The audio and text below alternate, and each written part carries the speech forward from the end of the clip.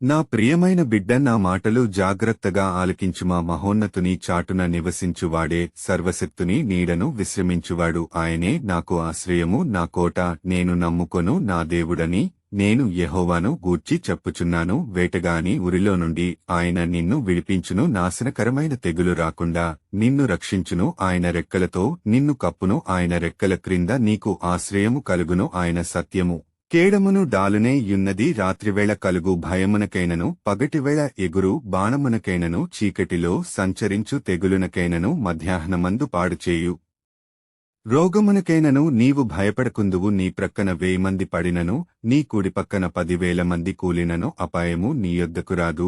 నీవు కన్నులారా చూచుచుండగా భక్తిహీనులకు ప్రతిఫలము కలుగును. యెహోవా నీవే నా ఆశ్రయము అని నీవు మహోన్నతుడైన దేవుని నీకు నివాస స్థలముగా చేసుకొనియున్నావు. నీకు అపాయమేమీ రాదు, ఏ తెగులును నీ గుడారమును సమీపించదు.